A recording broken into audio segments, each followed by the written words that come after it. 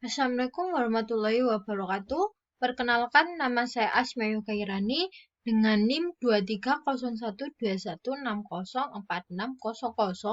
dari kelompok 8. Nah, di sini saya akan mempresentasikan tentang menciptakan budaya kolaborasi digital dalam pembelajaran daring.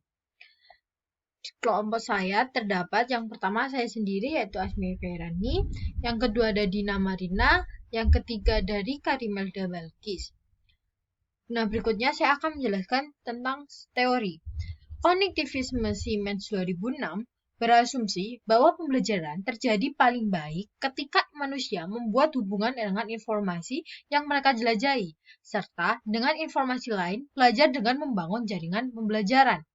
Vygotsky 1934 atau 1978 percaya bahwa pembelajaran sosial merangsang pembelajar untuk berpikir pada tingkat kognitif yang lebih tinggi, sehingga menghasilkan lebih banyak efisiensi ketika sedang belajar. Kunci dari kedua teori ini adalah interaksi sosial. Pembelajaran kolaboratif memerlukan pertukaran ide dan merupakan proses berulang di mana ide berkembang dan berubah melalui interaksi. Nah, metafora Siemens tentang penciptaan pengetahuan sebagai sungai dan bukan waduk memberikan landasan untuk keterlibatan kolaboratif dalam proses pembelajaran. Kolaborasi online mungkin lebih mudah dicapai bagi individu yang telah membuat identitas digital melalui PLN. Sosialisasi digital individu secara informal yang terjadi di luar lingkungan belajar membuka peserta didik untuk bekerja sama dalam kegiatan akademik. Siemens mencatat bahwa karena keterpaparan individu terhadap identitas online mereka terbuka untuk bersama-sama menciptakan dan mengalami interaksi dua arah, mengalir model berbagi dan penyebaran pengetahuan.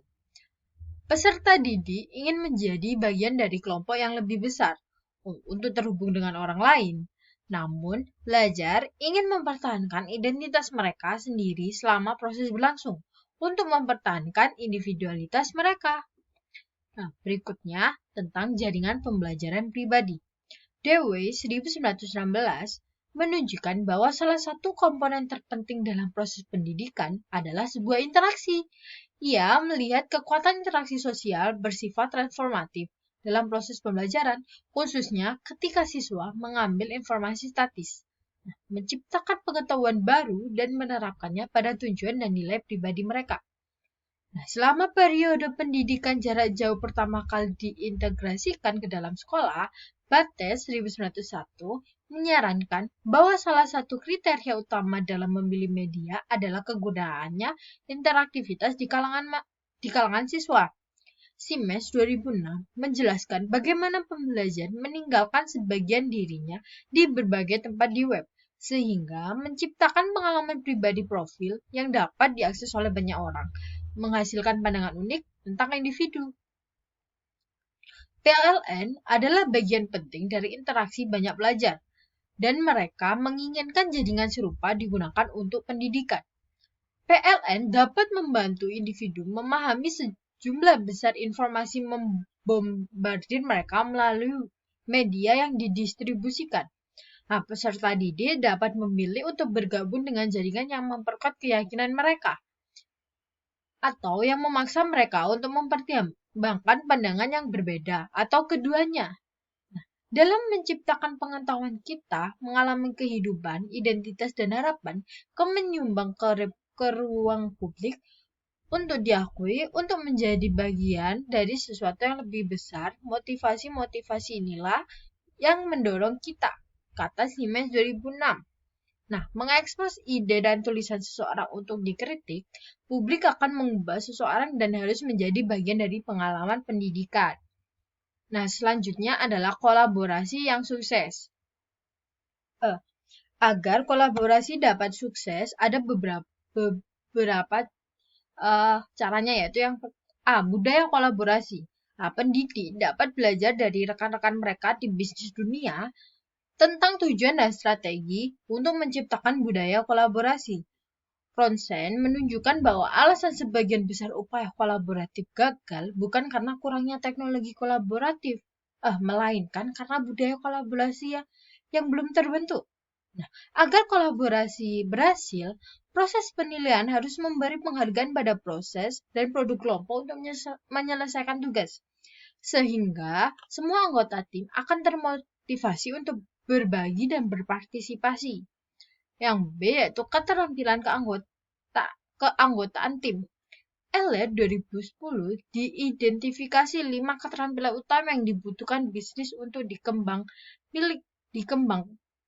milik mereka pekerja untuk menciptakan budaya kolaborasi. Yang A yaitu keselarasan harapan, B akuntabilitas peran, C bahasa dan informasi bersama, D keterampilan interaksi, dan E konsistensi interaksi. Meskipun ELET menulis untuk dunia bisnis, keterampilan ini relevan dengan pembelajaran berterdistribusi, khususnya di mana keragaman budaya global mungkin ada di kalangan siswa. Yang C yaitu akuntabilitas peran. Berarti tim berkomunikasi tentang kekuatan dan keterbatasan anggotanya untuk memastikan bahwa para anggota mempunyai kemampuan untuk menyelesaikan tugas yang menjadi tanggung jawabnya pada waktu yang tepat. Conrad dan Donaldson 2004 mengemukakan 4 fase keterlibatan yang dilalui peserta didik untuk dapat memenuhi tujuan pembelajaran online kolaboratif. Mereka menyebut fase-fase ini adalah pendatang baru, komparator, kolaborator, dan inisiator atau mitra. Dan D yaitu ruang dan alat kolaboratif. Dalam model pembelajaran terdistribusi saat ini, kolaborasi dapat terjadi di dalam atau di luar CMS. Dalam CMS, terdapat diskusi kelompok berulir dan forum papan tulis di mana interaksi terbatas dapat terjadi. Untuk memaksimalkan komunikasi dan koneksi, ruang kerja kolaboratif bersama di luar CMS tersedia untuk memaksimalkan pembelajaran.